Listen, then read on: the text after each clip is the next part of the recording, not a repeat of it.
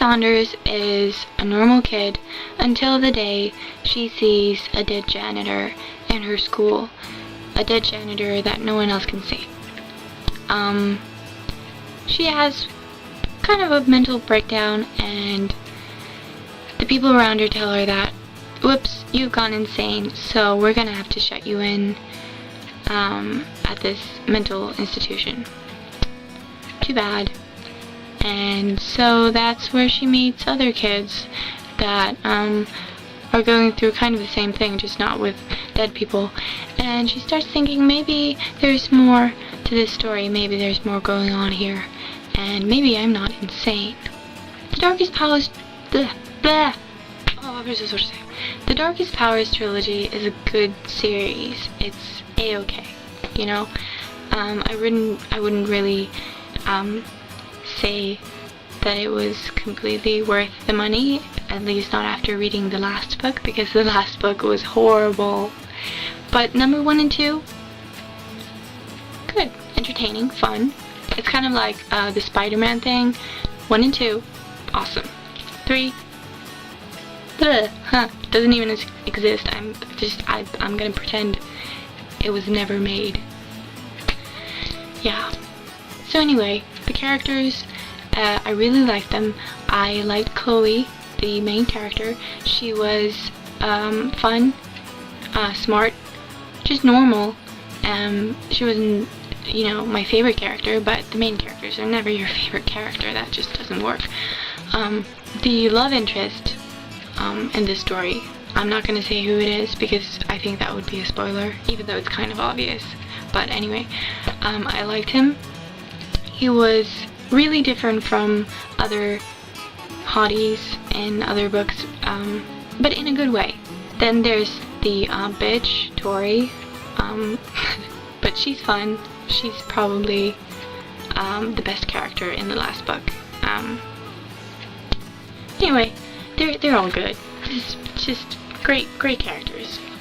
I've read worse. The problem probably lies in the story, because it's got too many plot holes. It's just really flawed. It doesn't really make sense at times. I don't think this author, Kelly Armstrong, really thought this through. Like, at times, they bring in like half demons, and all of a sudden there's this demon that, you know, is in the story for like 5 seconds, and, you know, oh, and he's a werewolf. There's apparently wizards and witches, and you never really get to know what is and what isn't. You never really get like a clear grip on what the hell is going on. And I think in greater series like Harry Potter or The Mortal Instruments, you have this idea in your head like, okay, this is the world, and you know all these little details and everything, and there's the rules and laws and everything, and you know this, and that's how you make great fanfics and stuff, right? But in this story, it's all very, very vague, and you never really get it, I guess.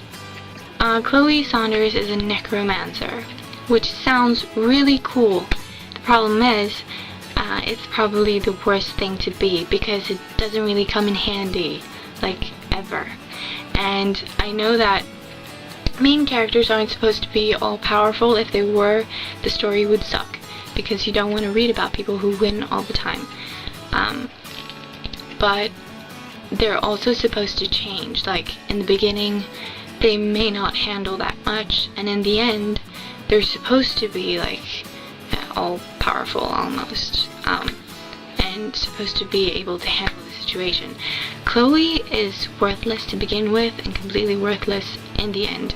There's no change. She might be a little bit tougher, but that doesn't change the fact that she's just not really good for anything, really.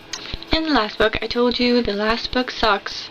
I've put like post-its in the places where I was really annoyed, and, you know, just, I had to. I was bored and I couldn't sleep. The problem with this one is she cut the story off, like, just randomly, like, I'm gonna end it here, and, you know, it's not a great finish.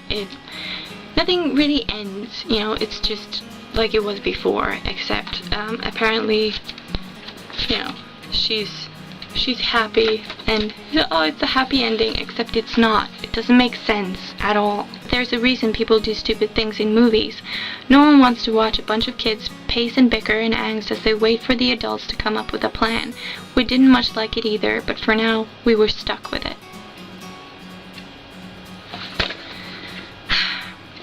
Look, there's not that much of a difference between a book and a movie.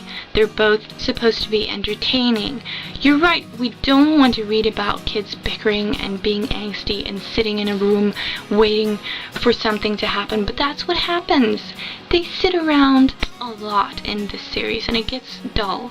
And by the end, when there's supposed to be this big escape scene, action, and it's supposed to be exciting, there's another part where they just sit down for like an entire chapter, even after, you know, escaping death, and there's people on their trail, but, you know, oh, we're just gonna sit down right here and talk.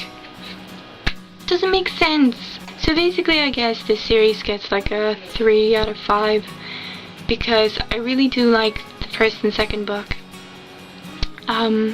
It was fun then, but the third book completely ruined it for me. I don't know what to say. It really made me mad. So just try and read it. If you've already read it, just tell me what you think. I really want to know.